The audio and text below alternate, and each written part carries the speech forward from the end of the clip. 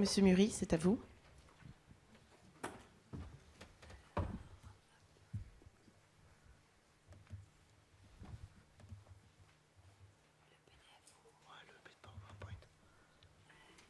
Monsieur le Président, bonjour Mesdames et Messieurs les sénateurs, bonjour Mesdames et Messieurs. Je vous remercie pour votre accueil. Je vais aussi, moi, essayer d'être sincère. En général, je le suis trop. Donc là, je vais essayer de me retenir sur la sincérité. Donc Médicis, c'est une plateforme de résolution en ligne des litiges. On travaille principalement sur la médiation de la consommation. Vous savez sans doute que chaque professionnel en France est dans l'obligation d'avoir un médiateur, de désigner un médiateur et de l'offrir à ses consommateurs. Que ce professionnel soit Samsung ou un HLM, un camping ou votre coiffeur. Donc nous, on s'est appuyé là-dessus. La caractéristique de cette médiation, c'est qu'elle doit être gratuite pour le consommateur et payante pour le professionnel. Donc ça, c'est déjà une caractéristique importante. Comment ça marche? Le professionnel nous désigne comme médiateur dans un premier temps. Le consommateur a un problème avec le professionnel, il essaye de le résoudre par lui-même, il n'y arrive pas, il demande qui est le médiateur du professionnel, il lui dit « Médicis, c'est si c'est nous ». Le consommateur dépose en ligne son litige sur notre plateforme, on désigne un médiateur et le médiateur prend en charge la médiation entre le professionnel et le consommateur et essaye d'y trouver une solution. On a maintenant 3 ans d'expérience, on a plus de 4000 professionnels adhérents à notre plateforme.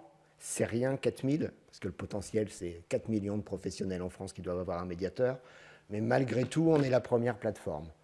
On a eu 1000 demandes de médiation en 2017. Je pense qu'on en aura le triple cette année. Et on a 100 médiateurs qui travaillent sur la plateforme. Principalement des huissiers de justice. Sur les 180 sont huissiers de justice, parce que la plateforme a été créée par les huissiers de justice. Notre plateforme est accueillie par Silex, qui est l'accélérateur des huissiers de justice, et qui, pour l'instant, nous finance. Les levées de fonds dont on parle beaucoup poseront beaucoup de questions quand les premières startups feront des grosses levées de fonds. Quand on lève des fonds, c'est pour rapporter de l'argent et beaucoup d'argent.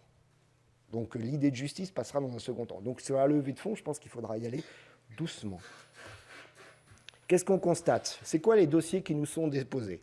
C'est des offres de remboursement à 500 €, c'est un bien de consommation qui n'a pas été livré dans les temps et le bien il vaut entre 100 et 1000 €, des vacances qui se sont mal passées. La semaine dernière, j'ai regardé ce qui s'est passé. Le plus petit litige, c'était un litige à 3 €. Le plus gros litige, c'était un litige à 30 000 €. La moyenne est à 300 €. Donc là, on va se mettre dans la peau du justiciable, qui ne se vit pas du tout comme un justiciable, qui se vit vraiment comme une victime quand il vient sur la plateforme. Et on se dit, quelles sont les questions que se pose un justiciable? 2, c'est simple. Combien ça va coûter? Combien de temps ça va durer? Combien ça va coûter quand on est sur un litige à 300 € en moyenne? Ce qu'il y a d'acceptable, c'est 60 €. On est à peu près d'accord là-dessus. Au-delà de 60 €, on n'est plus du tout dans l'acceptable pour les parties. 60 € en termes de temps humain, c'est quoi? C'est-à-dire, si on dit qu'il faut que l'homme traite le litige, c'est quoi en termes de temps humain? On va dire c'est 10 minutes de traitement par un professionnel du droit et 15 minutes par un greffe, 10 plus 15. 10 minutes pour le dossier par le professionnel du droit sur la plateforme.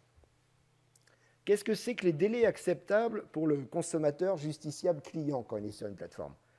L'accusé de réception du dossier, ça doit être immédiat, tout de suite. La recevabilité, il vous laisse 3 jours. Après 3 jours, il commence à vous poser des questions, où en est mon dossier? Son dossier doit commencer en 7 jours et il doit être clos en 1 mois. Pourquoi c'est important de prendre le point de vue du consommateur, du justiciable, du client? C'est que si vous ne respectez pas ces délais, il vous pose des questions. S'il vous pose des questions, vous devez répondre à ces questions. Et vous passez du temps sur ça et vous ne traitez pas le dossier. Donc même si nos délais légaux sont plus longs, on a intérêt à respecter ces délais. Troisième chose, c'est qu'on peut être saisi par courrier, nous également, et que 20% de nos saisines sont des saisines par courrier. Il y a certes une fracture numérique, c'est-à-dire qu'il y a des gens qui n'ont pas accès à Internet. Mais je suis persuadé que ce n'est vraiment pas la cause majeure de la saisine par courrier. Déjà, il y a des gens qui nous écrivent par recommandé, parce qu'ils font plus confiance au recommandé qu'à l'envoi sur la plateforme. Mais la cause majeure, c'est que les mots qu'on utilise, notre logique, elle n'est pas du tout compréhensible par les gens qui nous écrivent par courrier, et ils préfèrent nous saisir par courrier pour respecter leur logique à eux. Si on leur envoie un formulaire à remplir, ils ne pourront pas remplir ce formulaire. Ils vous feront un courrier à côté du formulaire. Donc en fait, l'envoi de courrier est très compliqué à gérer, parce que les gens ne répondent pas à vos questions, et ne vous facilite pas l'entrée sur la plateforme. Alors comment on fait? On prend contact par téléphone avec ces gens quand ils nous écrivent par courrier pour les aider à compléter le dossier. Donc tout ça, 60 €, à un moment, il faut réfléchir à l'automatisation des tâches. Si on n'automatise pas les tâches, qu'est-ce qui ne se passera pas? On ne saura pas répondre aux besoins. Si on ne sait pas répondre aux besoins, déjà on ne remplit pas notre mission, et deuxièmement, si on ne répond pas aux besoins, et là je vais tarte à la crème, je suis désolé, on laisse la place à un acteur majeur non français, arrivant sur le marché français, ayant provisionné avant d'arriver sur le marché français quelques millions d'euros pour les attaques en justice, et auquel on aura beaucoup de mal à réagir. Donc il ne faut pas laisser ce besoin, je suis d'accord avec demander justice, auquel on répond difficilement aujourd'hui, c'est-à-dire les litiges de moins de 500 €, en jachère. On ne peut pas le faire, il faut y répondre. Mais l'automatisation, il faut quand même se fixer des limites, c'est-à-dire se demander comment on l'a fait. Alors nous, les règles auxquelles on n'est pas encore dans l'automatisation, on est au début, on n'a pas assez de dossiers, mais on réfléchit aujourd'hui à l'automatisation. On pense qu'il ne faut pas utiliser les données des personnels des parties pour mettre en place les automates. C'est-à-dire que l'automate ne doit pas dépendre des caractéristiques des parties. S'il est pauvre, j'agis de telle façon, s'il est riche, j'agis de telle façon. Ça serait une très mauvaise chose. Et pourquoi aussi il faut réfléchir aux règles de l'automate? Parce que si on n'y réfléchit pas maintenant, quand on connectera une intelligence artificielle, elle fera n'importe quoi et on ne comprendra pas ce qu'elle fait.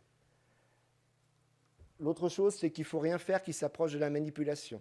Il est à peu près évident que si le médiateur soumet une proposition avant le fait d'avoir touché son salaire ou après avoir touché son salaire, vous n'aurez pas les mêmes statistiques de réussite. Et on pense aussi que pour l'automatisation, il faut toujours réaliser de l'échantillonnage sur les tâches automatisées. C'est comme ça que fait l'industrie, c'est comme ça qu'on devra faire demain. Donc en fait, Médicis, on progresse. Cette année, on a 3000 dossiers. Il n'est pas exclu que l'année prochaine, on ait 300 000 dossiers et que dans 3 ans, on ait 3 millions de dossiers. Sans automatisation, on ne saura pas couvrir le besoin des clients. L'automatisation, il faut la penser maintenant et il faut la faire intelligemment. Merci beaucoup.